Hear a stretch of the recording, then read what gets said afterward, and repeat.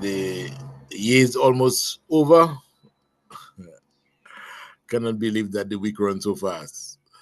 And we are indeed doing Genesis 37, where we're looking at the gospel, which is the promise God made to Abraham in the book of Genesis. And we are breaking it down chapter by chapter. And we now are on chapter 37 of that book. And we just bow in prayer, thanking you, God, for another day, thanking you for opening our eyes to your word. Thank you for the joy that you have given us in the word, Father, and what we are learning from it, Lord. There is so much to learn. Every time we go through it and we come back to it, we see something else. We have been in it for years, but our eyes were blind to the truth of the gospel. Father, keep opening up, opening up, opening up, opening up, that we may must see more and more, love you more, understand you better, that our joy may be completed, is my prayer in Jesus' name. Amen. Genesis chapter 37. The dream of Joseph is a story that as a little boy, there were some brown books my mother them used to have, and that the story of Jacob and Esau. And every Saturday afternoon, my mother, in an uneducated way, would read those stories to us. And Donnie for V, used to come home on Saturday afternoons, and while Mama reading those stories, and I gotta tell you, you never know the impression you can make on children. And Donnie said, after Donnie grown up to be a man, he went to the army. He gave me a story. He tell me when he was supposed to do first communion, he just find that was not making sense. So the Sunday, he go down for Pedro and hide. And they look for him, they calling him, and he hiding in the bush, and they never get him. When they come at church, they find him. But he just was not doing first communion. His auntie them was vexed, they buy clothes, they buy this, they do. He just do show up. And from that, he start giving. But he told me when he went to the army, he was in Iraq on one of the helicopters crossing over Baghdad. And they throwing missiles at them, and they sending out anti-missile, and that helicopter rocking, and all he remember all the story about Jacob and Esau and Joseph, and he remember the brown book my mother used to read to them, and he just praying that God save him. That if you take me out of there safe, I go into church. I go be Adventist. Long story short, he never become Adventist. God take him safe, he never become Adventist. But you can never tell the impact that Bible stories have on people. And up to today, he can tell you the story of Joseph and the dream. I decided to bring that in.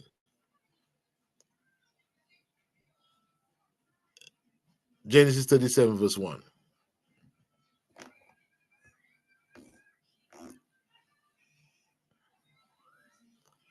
Are you there? And Jacob dwelt in the land wherein his father was a stranger, in the land of Canaan. These are the generation of Jacob. Joseph, being 17 years old, was feeding the flock with his brethren. And the lad was with the sons of Bilhah and with the sons of Zilpah, his father's wife. And Joseph brought unto his father their evil report. Joseph was a snitch. Now, Israel loved Joseph more than all his children because he was the son of his old age. And he made him a coat of many colors. And when his brethren saw that their father loved him more than all their brethren, they hated him and could not speak peaceable unto him. And Joseph dreamed a dream, and he told it his brethren, and they hated him yet the more. And he said unto them, Yea, I pray you, this dream which I dreamed, for behold, we were binding sheaves. you, as you step, we were, where are we? Seven. 7. For I behold, put it up. we were binding sheaves in the field, and lo, my sheaf arose and also stood upright. And behold, your sheaf stood around about and made obstinance, which bow my to my sheaves. And his brethren said to him, Shall thou indeed reign over us? Or shall thou indeed have dominion over us? And they hated him yet the more for his dream and for his words. 39. And he dreamed yet another dream and told it to his brethren and said, Behold, I have a dream, a dream. I have dreamed a dream more. And behold, the sun and the moon and 11 stars made observance to me. 37. And he told it to his father and to his brethren. And his father rebuked him and said unto him, What is this dream that thou dreamt? Shall I and thy mother and thy brethren indeed come to bow down ourselves to thee or to the earth? And his brethren envied him, and his father observed the saying. Let's stop there a while. And I'm going to start on the father observed that saying. Even though Joseph did not answer him not Joseph, Jacob did not answer him kindly about the dream, but it registered in Jacob's mind. It did he that observe that saying, meaning that I need to watch that. I need to watch that. Because that's not the first dream he having. And it's not a it's not a wonderful thing to think that you have to bow down before your son. It's the other way around. Your son normally bow down before their father. But for Joseph to be telling his father that all his 11 brothers, plus the modernista, which is modern father, is going to bow down before me. That is not something, that was not something to accept lightly. Your comments.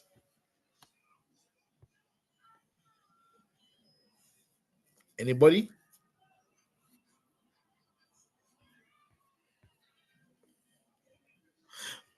What But do why the jealousy though? It's like, I mean, I have a dream. Yes, and my father is able to detect what's the meaning of the dream. But for your brethren to just get jealous of you because you dream in dreams. You know what's behind that jealousy? What is it that brought forth that jealousy? Was it just jealous of his dreams, or maybe just who the child was? okay? No, Remember what they remember what it said. I mean, and how they understood it, right? They were very human. They were very, very human. And the sense they got from that is that they have to bow down to him.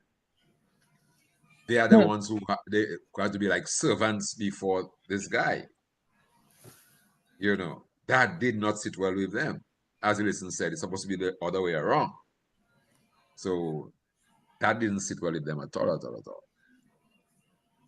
Hmm. I, No, when Well, I emphasize, go ahead, Claude. yeah, the way I look at I looking at um Jacob's reaction, and I like the way you handled it. He kind of brush it off, but it made an impression on him.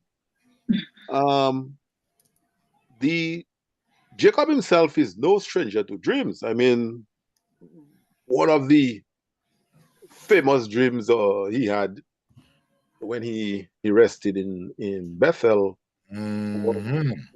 was the was the He dream had of the promised Messiah, and also God gave him assurances during that period of time. I will be with you, all of that stuff. So Jacob is not Jacob is not brushing him off.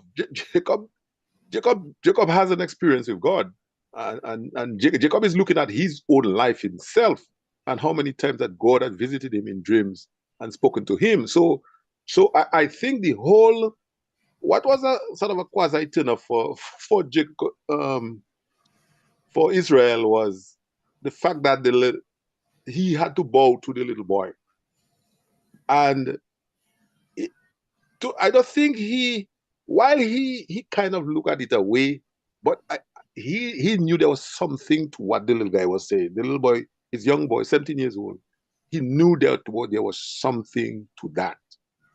Could he put his hands on it at the time? No, he could not. But he figured something is going to go down, and that would play a role in the hope that he would have going down the line. You wonderful, wonderful. Now, why his other brothers hated him? Because the father loved him more than the rest. It brought an envy. That just shows human the humanity of Jacob. He favored that child. Why? Many reasons. Remember, Rebecca is Rebecca? Rachel died in childbirth. And he loved Rachel more than Leah. So he favored that child. One, the mother died. So he covered that child with extra love because one, his mother is gone, and the fatherly instinct kick in. And second, that is child of his old age. So he had plenty reasons to love that child more than any others. So you could see the favoritism. If we go, if there's one mango, that's for Jacob, that's for Joseph. that's right.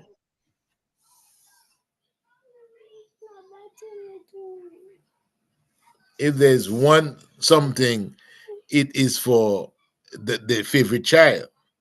So he indeed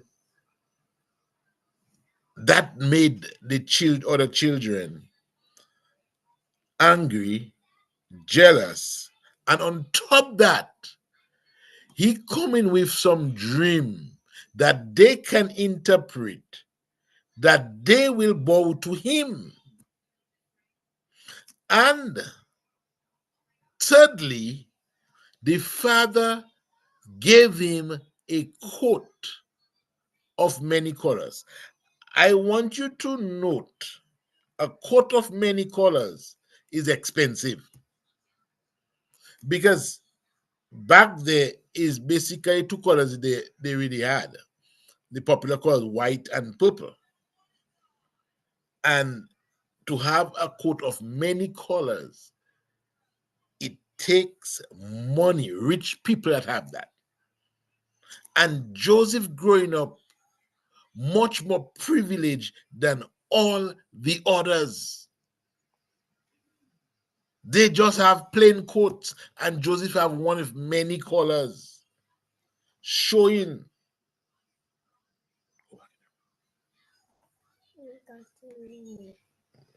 showing that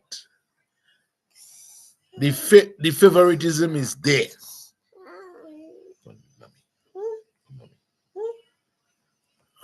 Yes. So sorry about that. That is duty. So they they had reasons to dislike the young boy. Does the coat of many colors have any significance at all? Question.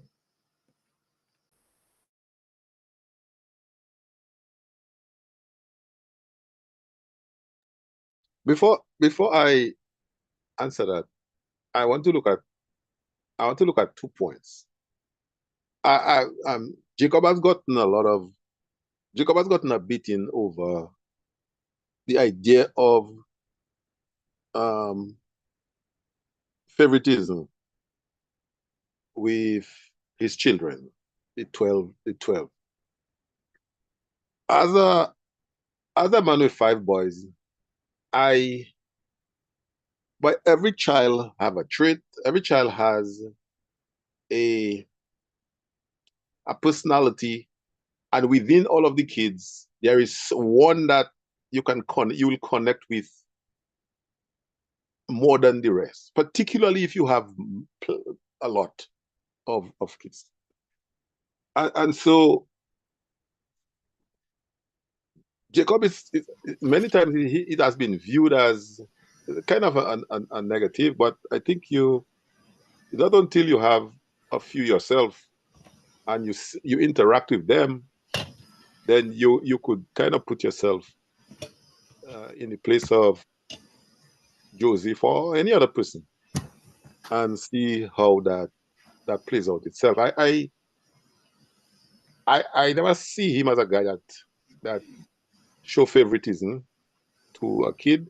There may be something about that kid that resonated. There may be something about that child, probably has not been explained, but there may be something about that child that maybe touch a soft spot, that and something, and the way the kid is to himself, the attitude of the kid to himself too. All of those things have to be factored. The Bible doesn't give much details in that. Number two, the second point I wanted to draw as it relates to the story, when the guys kind of gang up against Joseph with regards to his dream. And I'm looking at this thing and I'm saying, look at how early the family, look at how early that is. This is the Joseph clan is in its infancy. Nations are going to be built from that. Um, Empires are going to be built. They're gonna be a great nation. And look at what is creating strife among them. Look at what is creating stress. The guy have a dream. And right away the brothers took offense to it, and they already have an attitude, and they kind of have an attitude towards the brother. I see that as in that family, there's purpose to these guys. These guys have that family has to accomplish the will of God. And what I see happening here is the devil is is placing little wedges here. A dream that was designed to to to say something or to tell them what lies ahead. But they take that, and it is going to create a wedge among the brothers. And I see similarly here among us, we living together. How how little things like that could create division among us. And the great story here for me, or the great advice here for me, is pay attention to those things that, if I internalize them, that can maybe create a division between me and you. Listen, over something that was said, and I just take it, and then as a result, it's going to create division among us. And if we don't correct it, it is going to fester. I just create a It's going to create a major problem. And what we are doing, we are playing directly into the hands of the devil. He God's purpose is going to be worked out through these guys. But the devil, you see what he did? Put a little wedge in there, and it will create division. Eventually, what is going to happen? They're going to be fighting with one another. Hey, Okay, anybody else?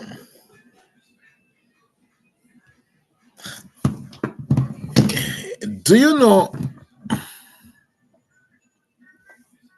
I like the aspect the angle you came out with, Claude, of the devil, what the devil was trying, because the brothers, not even Jacob, knows the foolproof plan of God, but the devil knows what is coming next, and he trying to undermine that right there.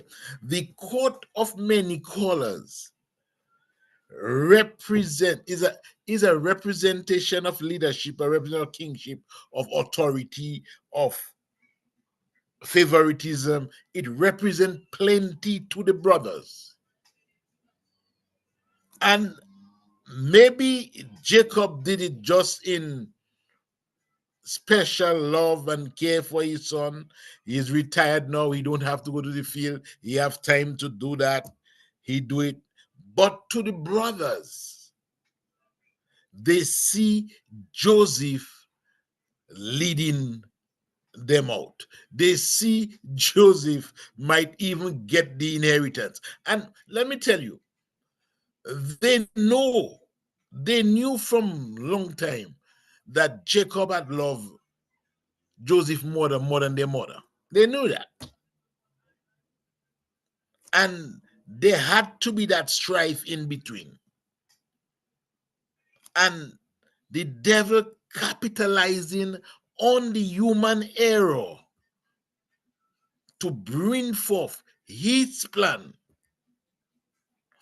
At the same time, God is using human weakness to bring forth his promise.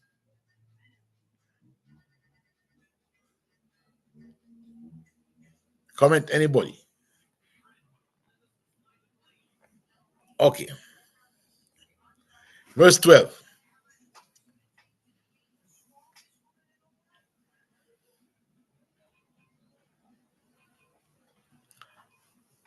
Is he going first? Or is in the background?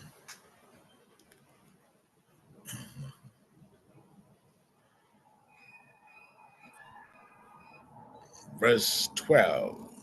Joseph sold by his brothers. Then his brothers went to feed their father's flock in Shechem. And Israel said to Joseph, are not your brothers feeding the flock in Shechem? Come, I will send you to them. So he said to him, here am I.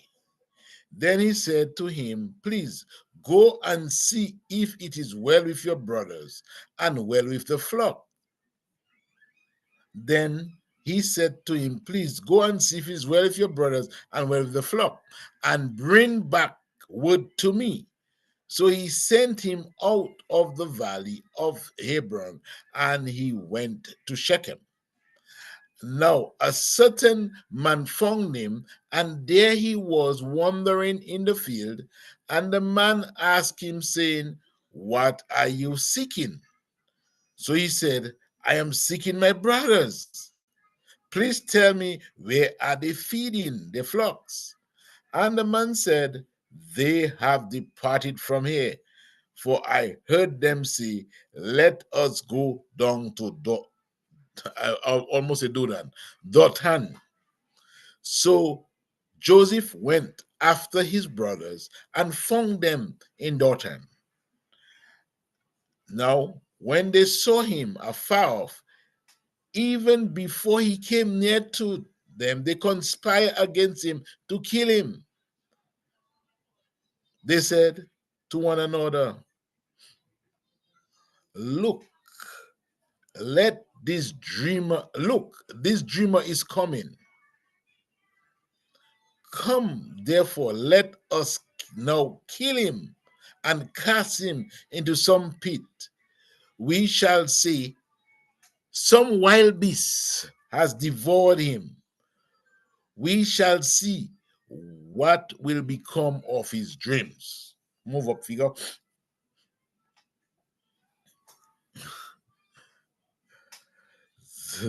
But Reuben heard it, and he delivered him out of the hands and said, let us not kill him. And Reuben said to them, shed no blood, but cast him into the pit which is in the wilderness, and do not lay hands on him, that he might deliver him to their in their hands and bring him back to his father. So it came to pass, when Joseph had come to his brothers, they stripped Joseph from his tunic and the tunic of many colors and was on him. Then they took him and cast him into a pit, and the pit was empty, there was no water in it. And they sat down to eat a meal. Then they lift up their eyes and looked, and there was a company of Ishmaelites coming from Gilead, and the camel bearing spices, balms, and myrrh on their way to carry down to Egypt. So Judah said to his brother, Judah, Judah, Judah said to his brothers, what profit is there if we kill our brother and conceal his blood? Come, let us sell him to the Ishmaelites, and let not our hands be upon him, for he is our brother, our flesh. And his brothers listened. Then the Midianite traders passed by. So the brothers pulled Joseph up and lifted him out of the pit and sold him to the Ishmaelite for 30 shekels of silver. And they took Joseph to Egypt. Then Reuben returned to the pit. Indeed, Joseph was not in the pit, and he tore his clothes. And he returned to his brothers and said, the lad is no more, and I wear the blood. Sorry. And he said, the lad is no more, and where shall I go? So they took Joseph's tunic, killed a kid goat, and dipped the tunic into, boy, that was wickedness, in the blood. Then they sent the tunic of many colors Then they sent the tunic of many colors, and they brought it to the father and said, we have found this. Do you know whether it is your son tunic or not? And he recognized it. And he recognized it and said, it is my son tunic. A wild beast has devoured him. Without doubt, Joseph is torn to pieces. Then then Jacob tore his clothes and put sackcloth on his waist and mourned for his son many days. And all his sons and all his daughters arose to comfort him, and he refused to be comforted and said, "For I shall go down to the grave of my son in mourning." Thus his father wept for him. Now the Midianite had sold him in Egypt to Potiphar, an officer of Pharaoh and captain of the guard. Any comments here? Did I hear? Did I hear all his daughters? That's what I heard. I was Verse just saying 35. daughters. I was saying the same Yes, thing, daughters. that's right. The Bible doesn't tell us everything, give us all details. That's something we have to realize. We don't know, whether that refers to his granddaughters. That's one possibility. Or whether he had another daughter after the end of the previous chapter that we talked about. Two possibilities. I yield. I check in the more I read that, what could enter in a man's what could enter in your mind to hold your brother had a dream and he interpreted the dream. What could enter in your mind? Or what anger, what venom, what kind of anger you could generate to the point where you so angry over the a dream your brother had, and we came up with a an interpretation of the dream. He didn't create the dream. It's not a script he wrote. He got a dream. He's not a giver of dreams. And he telling you this is the dream he had. And you're so angry to the point that you cannot continue. You find the best thing to do is to kill the brother because of a dream. It tells me here, listen, there is more going on. There's more going on here. You can see. There's more calabash in the boy. Yeah, yes. The devil realized this is the foundation of the plan of redemption, and he's going to try to kill. He's going to try to destroy. He's going to create chaos. He's going to create division among the brothers because he's going to try everything possible to thwart the plan of salvation. And what better way to do it? By start to create division. Division. This one want to kill this one. This one want to kill this one. This one, he's trying to mash up the plan. But God know. God seen him. God seen him very, very, very, very carefully. And God is paying attention to him.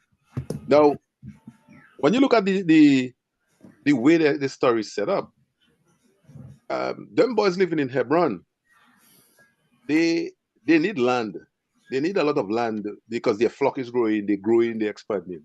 So you see right where they are. You see right where they grazing the sheep in Shechem. Shechem is the same place they put a volley on those fellas. Your son. So it's a little ways off because it's after the incident in Shechem, he left Shechem and he took off with his children. So right now they're going right, but they probably expanding, they increasing in their value. So the little boy Jacob is leaving, Joseph is going and check his brother. So they have a perfect alibi whereby because of the distance from Hebron to Shechem, it provided an excellent exit for them. That in the process of going to catch up with his brothers, something happened. And the story, when presented, although it doesn't go down well, but there's a degree of credibility to it. Yield. Oh, All right. Well, I was looking at the storyline too, and interestingly, Claude spoke a little about it. But my thought was they live in Hebron. They tend their sheep in Shechem, but they're all the way in Dothan. You understand? They're all the way in Dothan. So it's like they leave their province where they live. They go to Shechem where they slaughtered all the men, and they're in another town. It seems as if these boys were, had some waywardness. When I look at Joseph as the last son, this man had to be like in their late 20s, early 30s. They were tending the sheep out in the pastures there, but they had ways about them. They were going out and do things because they were supposed to maybe come home at a certain time and they did not show up. That's why their father wondering where they are. And then Shechem, maybe Shechem is like Roseau or maybe Portsmouth there for those who know Dominica. But he said, huh, they're not back yet. So now he's sending the young brother who they already despise to go and look for them. Right? The brother reaching Shechem where they're not there. Didn't see them. Asking somebody, "Do you see my brother?" No. He see them in Dothan. He go Dothan and find them. And it's like it's a scenario there that is unfolding. It's such a way that that young man is there unprotected from all the wild animals that may attack him. And that is why, as Claude said, they use that dipping his coat in the blood to present to the father to make the father believe that it was a wild animal that had killed him. But it's a story that you wonder maybe how mischievous these boys were, the intentions they had, their thought process of of doing evil to their own brother. They had already killed, not all of them, but the two older one had already killed a whole community, you know?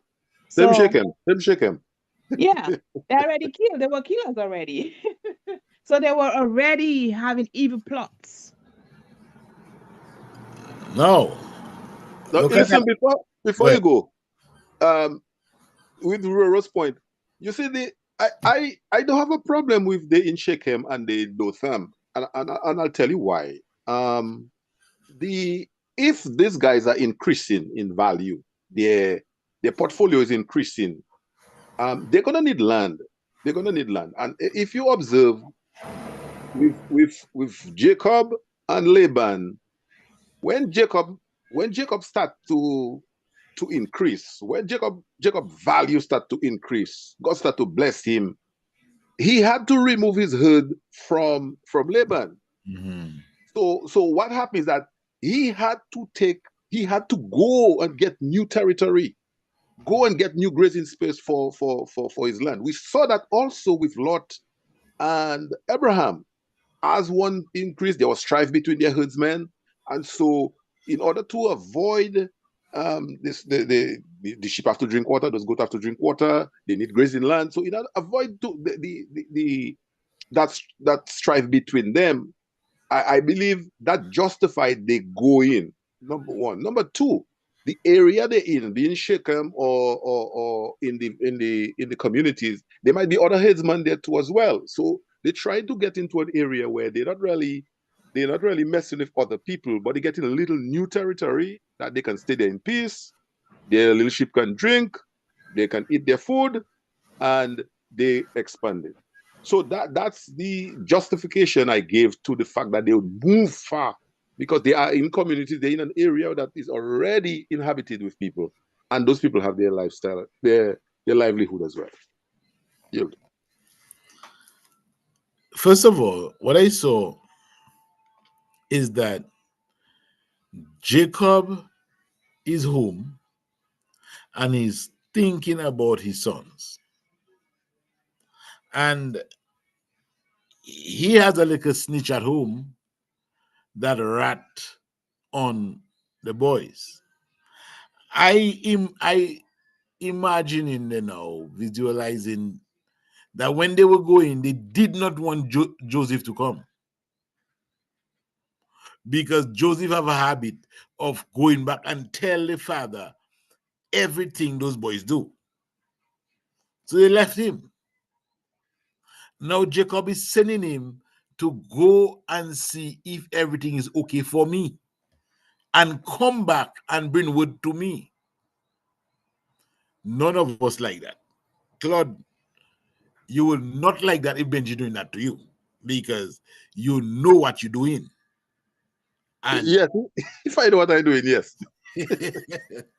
so them boys don't like that at all, at all, at all, at all. First of all, what they doing down there, that's not where they go.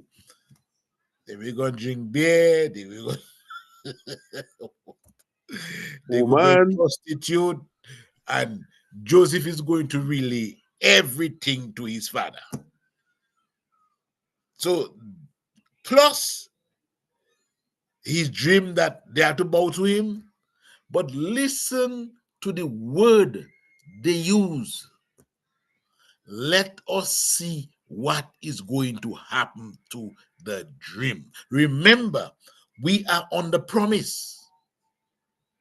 The dream is part of the promise. And let us see what is going to happen to that dream. So it's not about his life anymore.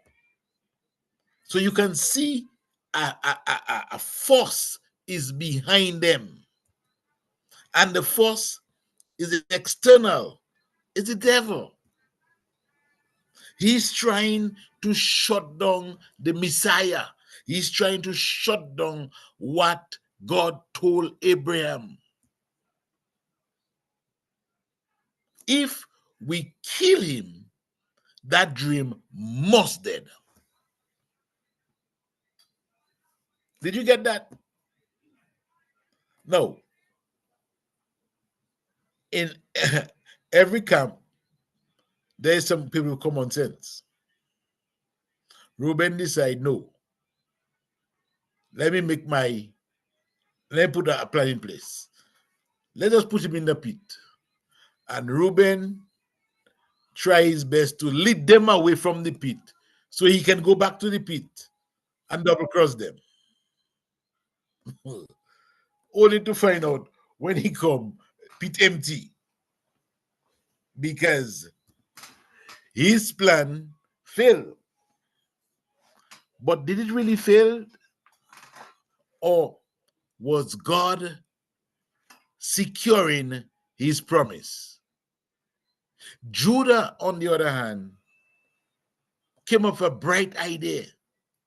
And he don't even know how bright the idea was, you know. He don't know what he was doing. He just know he not going to assist in killing his brother. I'm not going solo.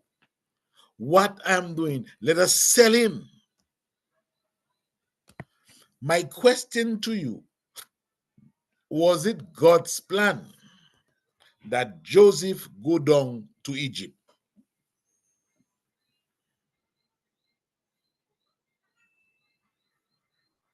100%. 100% was God's plan. But I want to comment on Reuben. Reuben is the firstborn of Jacob. And Jacob, and he is playing a very important role here.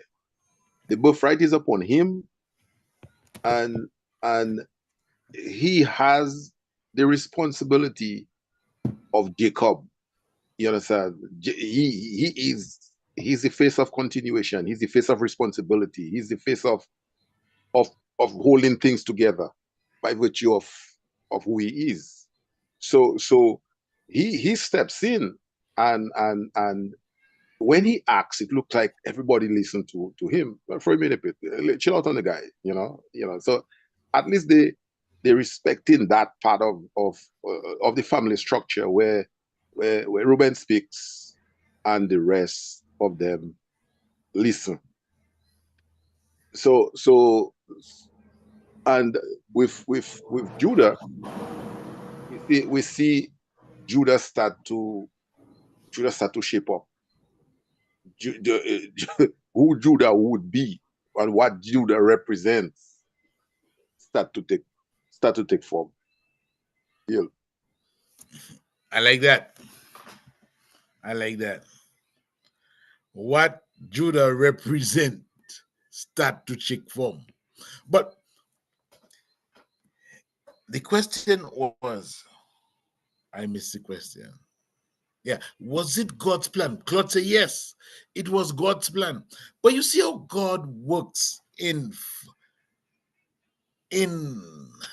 ways that we don't understand. Because yet Joseph should be wondering, why is it that I have to go through that? Why my brothers is doing that to me?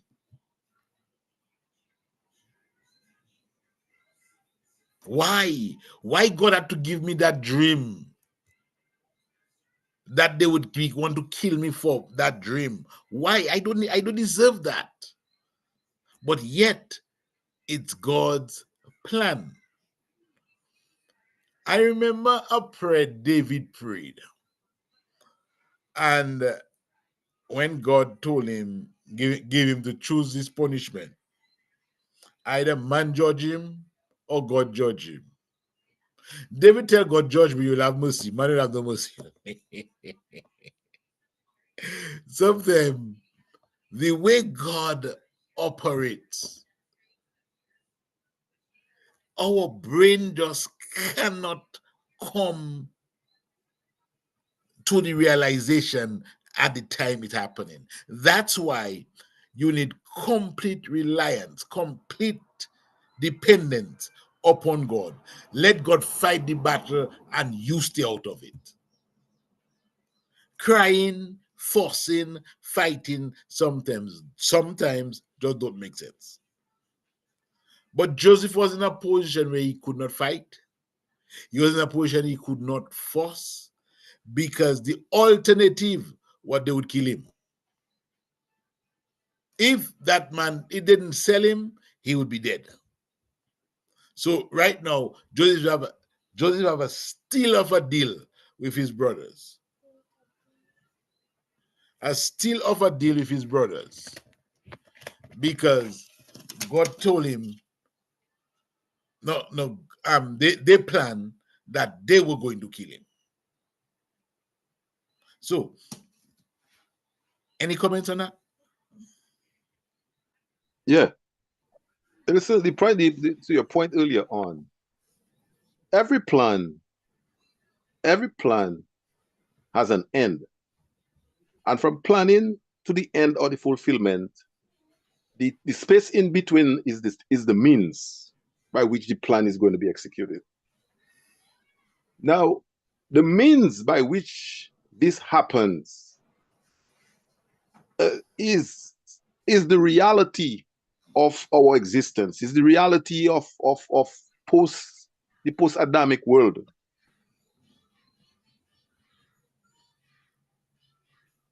Theoretically, if we didn't have Adam, the way God would accomplish a plan, it would be completely different. But this is what it is. We under sin, and God is going to accomplish His will under sinful conditions, regardless of what it is. That's what is there. That's what He's going to work with. The means by which He do it, and a lot of people is throwing up their hands in the air as though, oh, no, bro, it's what it is. We are living under those conditions. Forget about it. It is. And so it looks terrible. It looks horrible. It looks painful. But at the end of it all, that is what God has to work with. And He will accomplish His will. He'll accomplish the end. So that's why when you see fellas screaming about Rahab was prostitute or Rahab lie, I don't pay those things no attention. No, I don't pay those things attention at all, because this is what it is.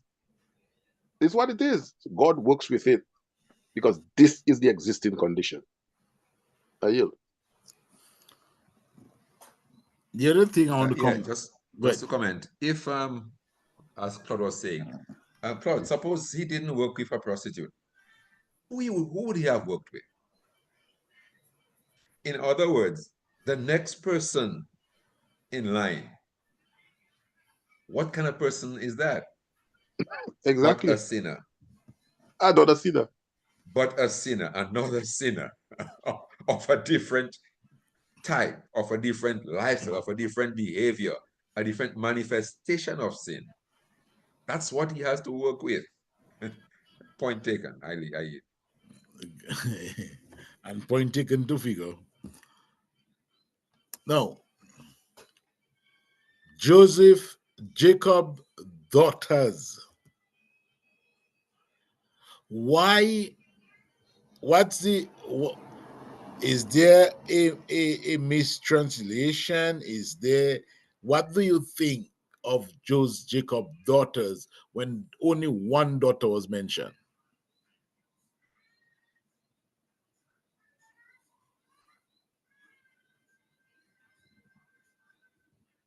Anybody can come up with something?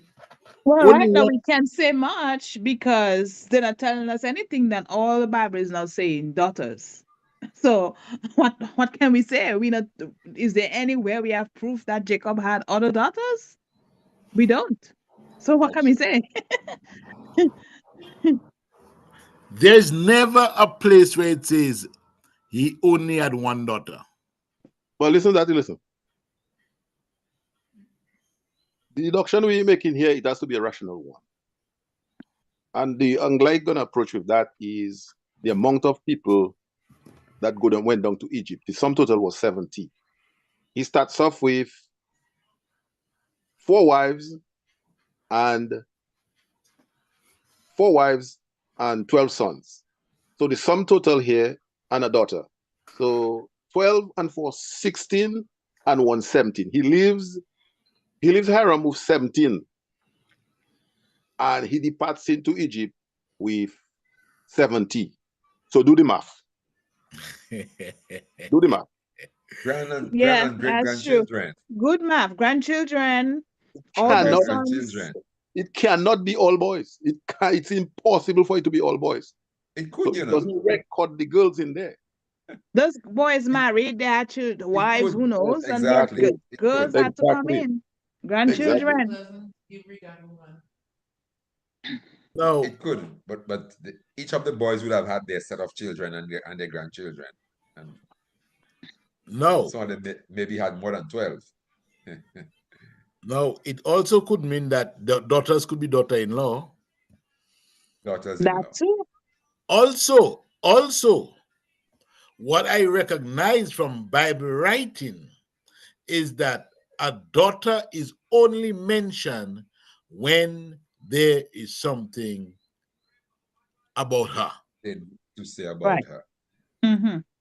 So it's not basically maybe that's why I say there was never a point where it say Jacob only had one daughter. I never see that. So Dinah was mentioned is because of what happened to her. And why I say so is that because of other stories, examples in the Bible, where the, for example, did Rahab had a sister? We don't know. But that was not the history about Rahab. The theme of the Bible is Jesus. So what was brought out from the Bible, whether it's from the male side or the female side, it was all pointing to the Messiah. Dinah's story became important in that to show the work of God protecting the 12 boys. Put it to charge. Protecting the 12 boys. And I cannot say that there was no more girls. I just have to say daughters. Rosanna. Yeah, take for instance Hannah. If we don't read the Bible in that, we'll all stand up and say, okay, Hannah had one child, Samuel. But if you read further, you'll see where Hannah had sons and daughters. So, but then the Bible only wanted to talk about the work of Samuel as a prophet in Israel. So yes, when God want to present a female with a storyline, that female is talked about. So maybe after Rachel died, who knows? Maybe Jacob made other children if his handmaids. Who knows what happened? You know? he had Rachel's handmaid. He had Leah's handmaid. He had already made children with. So he maybe continue his children, and they were daughters, so it was never made mention of. I don't know. Just assuming that. You just never know. This guy Point, Jacob. point of correction. Chapter 37 doesn't call them handmaids again, Call them his wives. They were his wives at I that I point in see.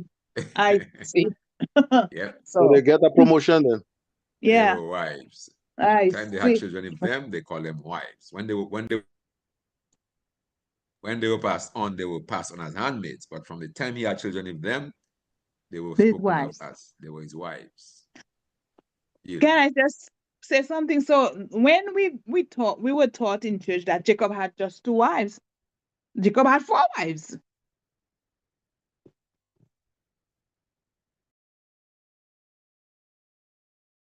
You muted, So, Ellison. You muted.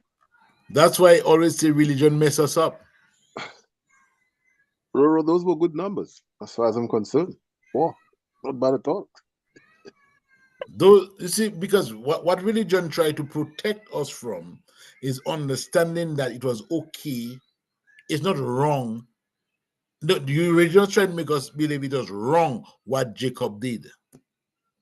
And most times you hear people make excuses. Oh, it was not he, is the wife that give him that. Right? Trying to shield Not the wife. responsibility. Laban not doing that. Laban do him that, and then because the wife couldn't make child, she give him the handmaid. And no, but that was his wife.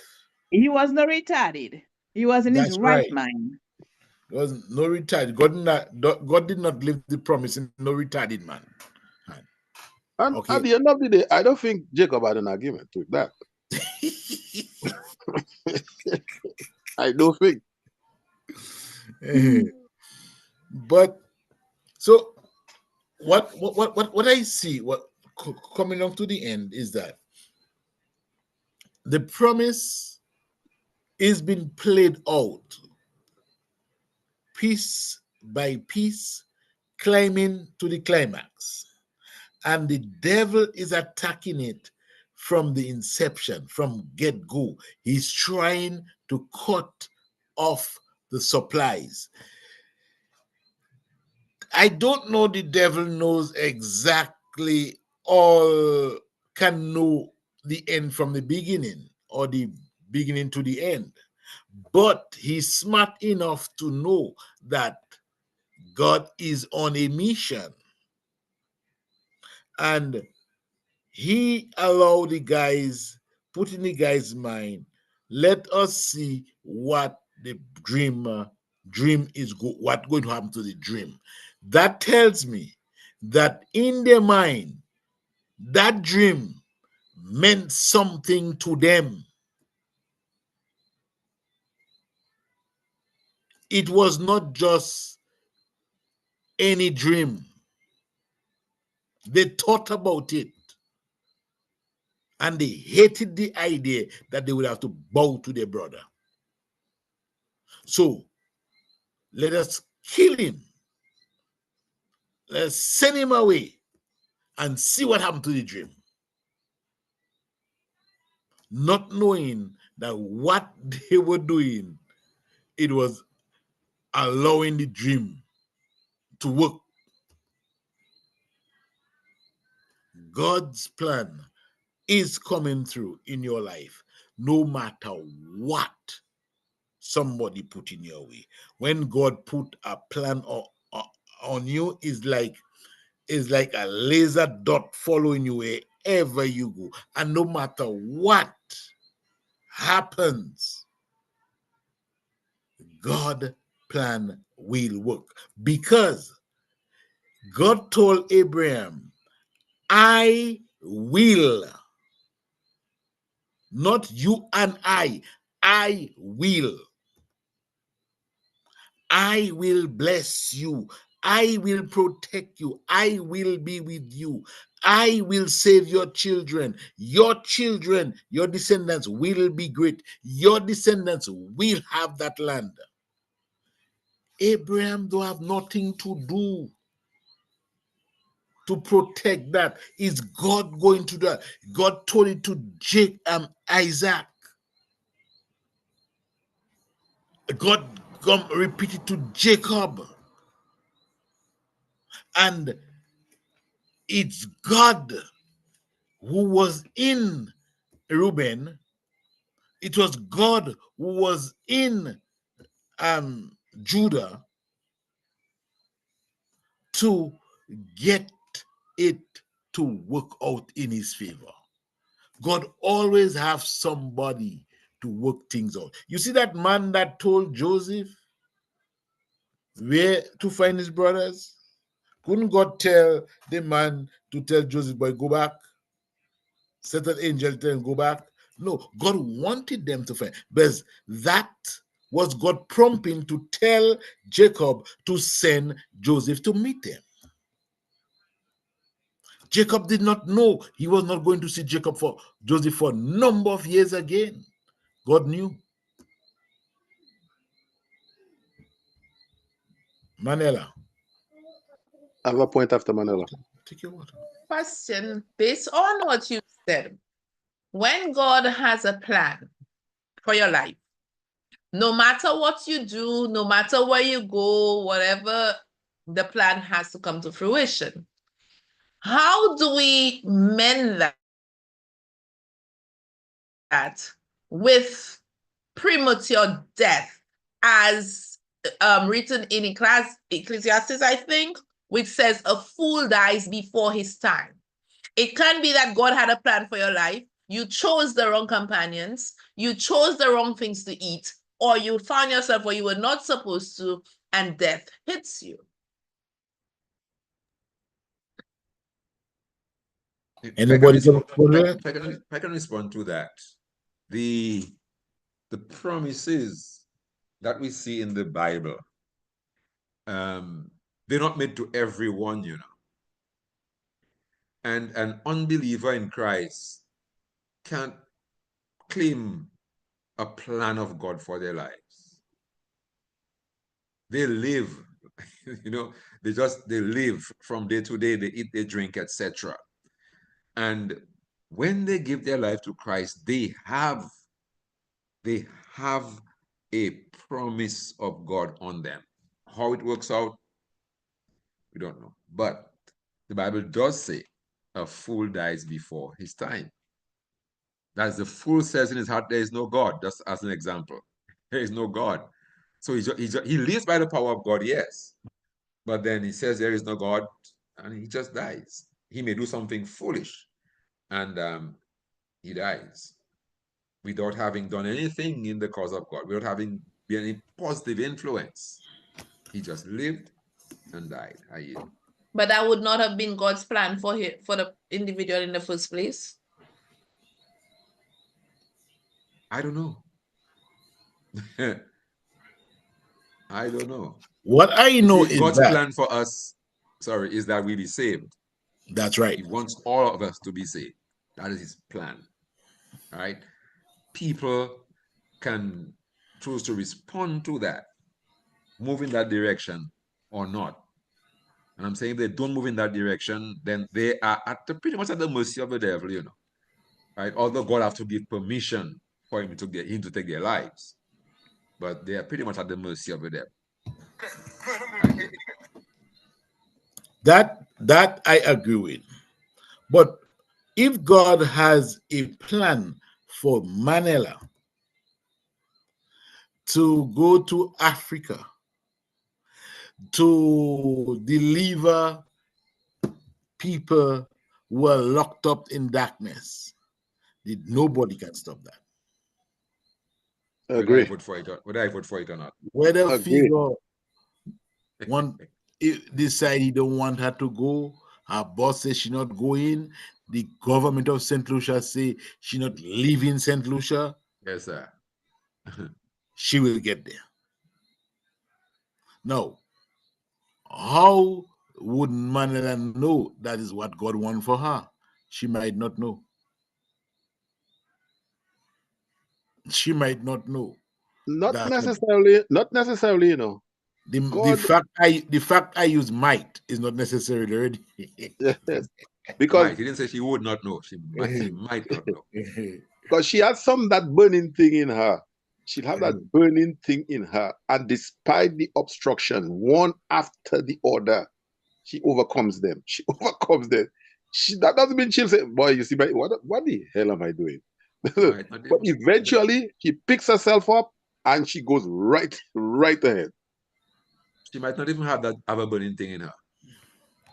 She might just be living her life and developing her own plans for her Yep, family and for her business. yep. And then God steps in and says, look, now I'm ready for you to go there. And then she maybe realize, hey, but you know, who, me, God? And then she realized that that's where God is leading. She may not have any idea before that. Yeah. And because why I say that is because of the examples I see. And Figo said something very well, that God's plan for every one of us is to be saved. And he's not willing that none of us should lose. And those of you who are here, who are listening to this broadcast, God have a plan for you. And God's plan is that you make it to his heavenly kingdom. You be home at last with him. You, no man can take it away. No man. But it's up to you and God. He won't force it on you. And I want you to tell you, salvation plan and plan for God to do something with you is too different. Or use you to do something is too different.